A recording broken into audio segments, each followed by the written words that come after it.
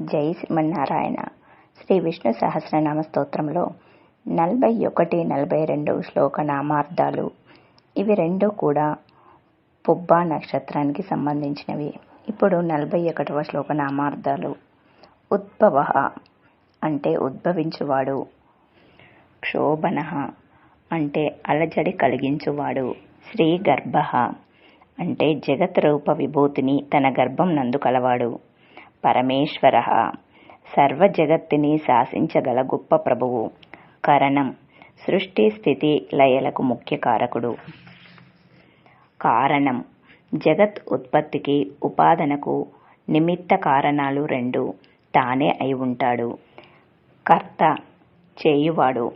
వికర్త విచిత్రమైన జగత్తును సృష్టించినవాడు. గహనః గ్రహింపశక్యం కాని స్వభావము కార్యాలు చేసే గొప్పవాడు. గుహః తన స్వభావాన్ని తన మాయ చేతే కప్పి ఉంచుతాడు. ఇప్పుడు 42వ శ్లోక నామార్థాలు. వ్యవసాయః అంటే నిరంతరం జగత్తు యొక్క అభివృద్ధికై శ్రమించే కృషివలుడు భగవంతుడు. వ్యవస్థాపనః జగత్ నిర్వాహకుడు.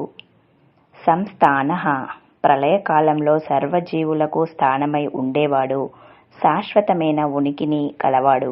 స్థానదః అర్హతకు తగిన స్థానాన్ని ఇచ్చేవాడు, తన కర్మానుసారంగా తగిన స్థానాన్ని కలగజేసేవాడు.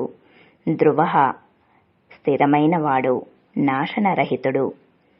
పరర్ధిః పరమైశ్వర్యం కలవాడు. పరమస్పష్టః శుద్ధ జ్ఞానమే తన స్వరూపంగా కలవాడు. తుష్టః పరమానంద స్వరూపుడు. పుష్టః పరిపూర్ణుడు. శుభేక్షణః శుభకరమైన దృష్టి కలవాడు. జై శ్రీమన్నారాయణ. తర్వాత భాగంలో 43, 44 శ్లోక నామార్థాలు విందాం.